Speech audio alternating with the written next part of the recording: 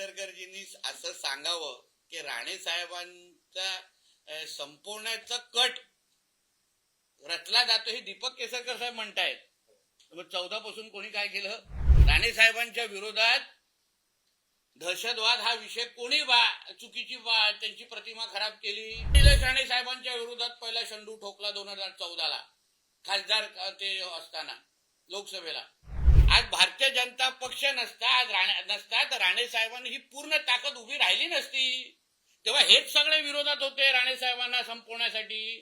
पण म्हणतात की असं काहीतरी मी बरा नसताना माझ्याबद्दल गैरसमज पसरवणं चुकीचं आहे आणि लोकांकडून भावनिक मतदान घेणं. मला असं म्हणणं आहे की आजारपण आणि निवडणुकीचा काय संबंध हे मला पहिले सांगा. संबंध मला असताना मला कोणीतरी विश्लेषण करा किंवा मला समजवा, माझ्या ज्ञानात भर टाका.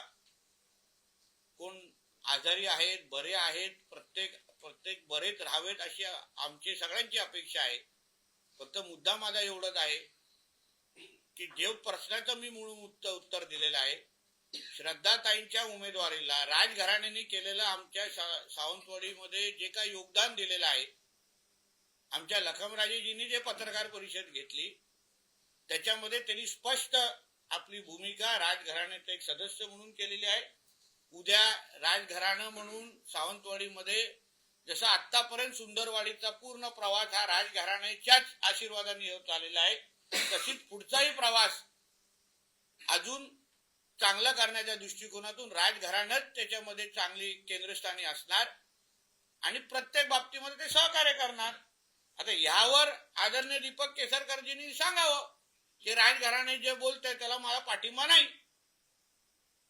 माझ्या प्रश्नाला टोलवाटोलवी करणं म्हणजे प्रश्नाला उत्तर देणं आणि आजारपणाचं कारण बाहेर आणणं असं नाही. केसरकरजी बरे व्हावेत, असे अतिशय ठणठणीत व्हावे अशी आमची सगळ्यांची अपेक्षा आहे आणि होतीलच. त्यांनी असं म्हटलं की आपला राजकीय अस्तित्व संपवण्याचा काही विरोधकांकडून कट रचला जातो.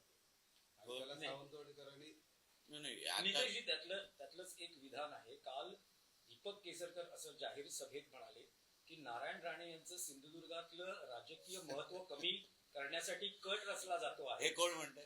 दीपक केसरकर म्हणतात. आणि तुमच्या बंधू किती लोक बघा हसतायत. दीपक केसरकरजींनी असं सांगावं की राणे साहेबांचा संपवण्याचा कट रचला जातो हे दीपक केसरकर साहेब म्हणतायत. 14 पासून कोणी काय केलं? किती हसतायत बघा. 2014 पासून कोणी सुरुवात केली? राणे साहेबांच्या विरोधात दहशतवाद हा विषय कोणी चुकीची त्यांची प्रतिमा खराब केली. 14 पासून ते 24 पर्यंत हा जो काही प्रवास राणे साहेबांचा आणि राणे कुटुंबाचा झालेला आहे त्याची सुरुवात कोणी केली? 2014ला. तुम्ही ज्येष्ठ पत्रकार आहात, तुम्हाला माहिती आहे 14ला काय झालं. कोणी निलेश राणे साहेबांच्या विरोधात पहिला शंडू ठोकला 2014ला खासदार ते असताना लोकसभेला. आणि तेच म्हणतायत, म्हणून हसायला आलं, तेच म्हणतायत की राणे साहेबांना संपवण्याचा कट रचला जातोय. अहो, भारतीय जनता पक्षाने सन्मान्य राणे साहेबांना जो सन्मान दिला, भारतीय जनता पक्षाने जो राणे साहेबांबरोबर आज पूर्ण राणे साहेबांना जे काही ताकदीने उभं केलेलं आहे, आज भारतीय जनता पक्ष नसता तर राणे साहेबांनी ही पूर्ण ताकद उभी राहिली नसती.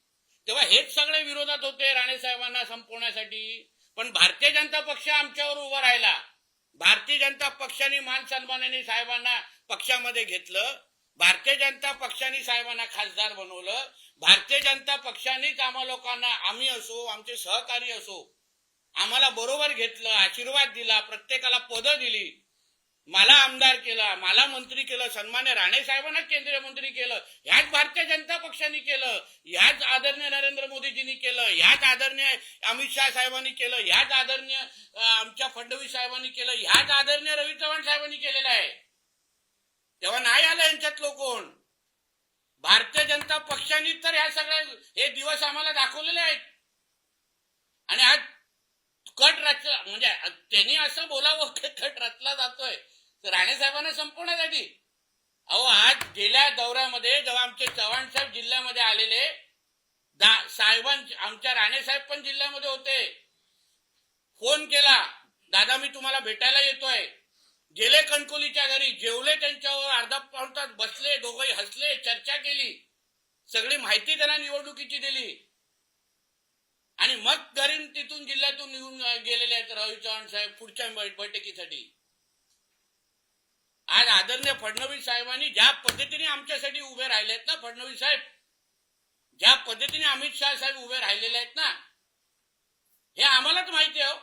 आम्हाला माहिती आहे ना 2014च्या नंतर आमच्यावर कोणी केसेस टाकल्या, आम्हाला कोणी जेलमध्ये पाठवलं, हे सगळं माहिती आहे. पण आम्हाला जसं मी तुम्हाला सुरुवातीला काय बोललो, महायुती आणि एनडीए मान ठेवणं हे आमच्या वरिष्ठांनी आम्हाला सांगितलेलं आहे.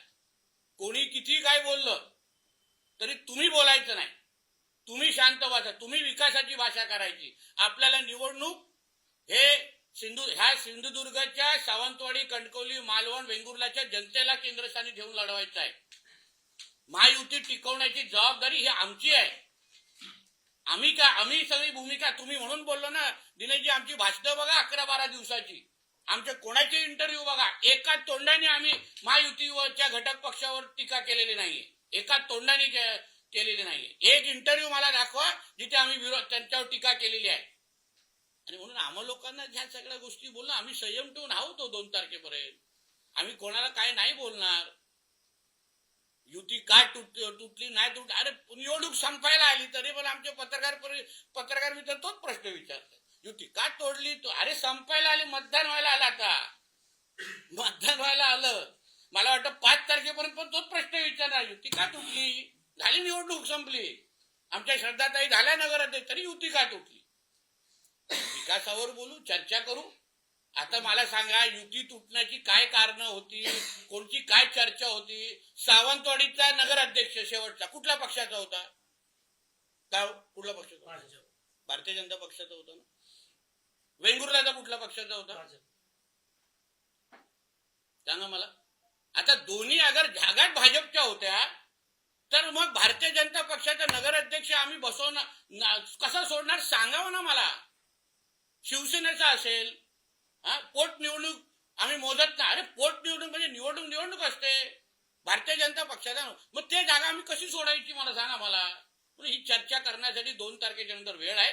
तुम्ही परत एकदा आम्हाला विनंती करतो, सिंधुदुर्गात या, निवडणूक सोडून पण कधीतरी मी तुम्हाला माहिती देतो ना, पण आता आम्ही विकास सोडून बोलणार नाही.